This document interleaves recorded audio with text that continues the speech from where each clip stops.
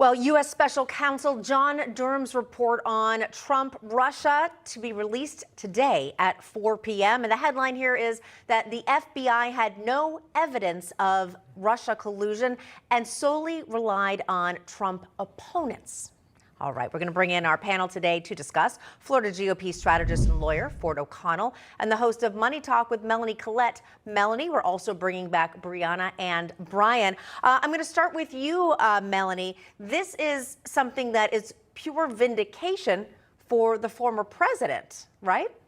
It certainly is. And the American people should be very upset about these conclusions. Not only the amount of money that was spent on the original false accusations against 45, but also the amount of money that had to be spent on the Durham report to find out what most of us knew all along was that the whole thing was bogus.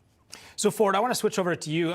306 pages, Durham concludes that the U.S. intelligence and law enforcement did not pose any actual evidence of collusion between Trump's campaign and Russia prior to launching the Crossfire hurricane. Initial reaction to this, do you feel that this is a win for the Trump and his campaign going forward? It's a huge win for Trump, but I think that most of the mainstream media is not going to pay attention. Let's understand, John, what you just said. They had no evidence to go on a one-year fishing trip to call Trump a Russian spy.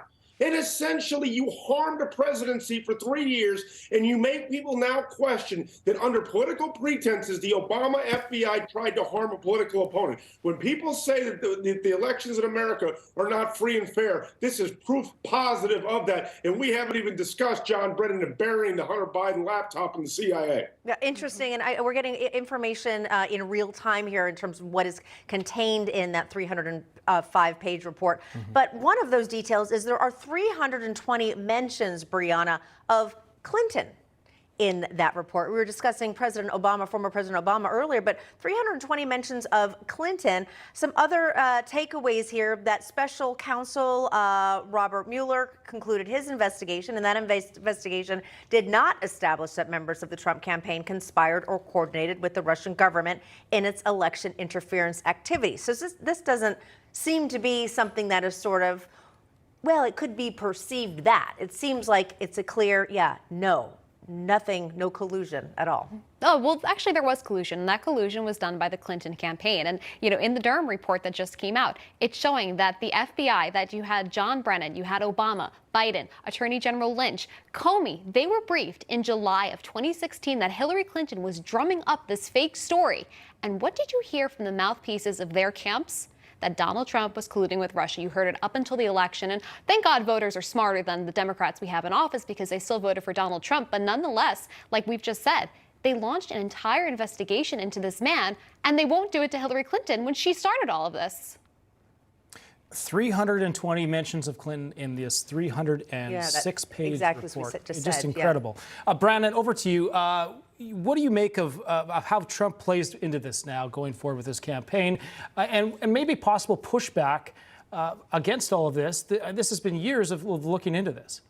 Well, it just verifies what he's been saying for a long time. And look, this is a tactic that the Democrats have been using increasingly over the last few years. It's almost like they create an investigation and then they go searching for evidence of the lie that they themselves created in the first place. These investigations take forever. They cost millions and millions of dollars. They divide our country, and they're going on a fishing expedition hoping that they can find some sort of evidence to back up the assertion that they made in the first place. And of course, rarely ever they can. This is something that Donald Trump has been talking about since day one, draining the swamp and the corruption in D.C. I think this only further proves his point, and I think this is only going to help him when he's validated, when he's proven to be correct. Right. And Ford. Seems like maybe I know the answer to this question, but is there going to be any consequences for Hillary Clinton? The more we learn, or for her campaign managers, or for any intentional interference in the election? That's what it seems like this is saying. Well, there needs to be consequences. Unfortunately, there won't. All we've seen is basically a financial penalty under the Federal Elections Commission for the Steele dossier. And remember, many of the people that participated in the Russia hoax and Crossfire hurricane are the same people that are currently burying Hunter Biden's laptop. I can't say this enough. We do not have full faith in our intelligence operation, the Department of Justice, and when they can go on political free-for-alls just because they feel it, that is what is destroying our constitutional republic and democracy in America. And that is truly what's unfortunate, and that is what should be separating us from third world banana republics. But right now, our DOJ, our FBI, our intelligence services are all in the tank for the Democrats. And it's unfortunate because by the time voters learn what the truth is, the election is already passed. So great point forward. But Melanie, I want to piggyback on that. And if these current investigations that are looking into the Trump campaign, and did they have now a little more skepticism based on what we've just learned here today? I think anyone who's a critical thinker would have some skepticism regarding the investigations that are going on today. Anybody who didn't believe in the deep state before should certainly believe in it now. And it's really wild to me that all of this is happening under the Democrats who did this, because they were said that they were going to really unite the country. And it seems to me that everything that Obama, Clinton, and the like have done is divided this country. They want to know how we got a President Donald Trump. They should look in the mirror, because they were the original dividers of this country. All right, and there should be a consequence for it. Very good point.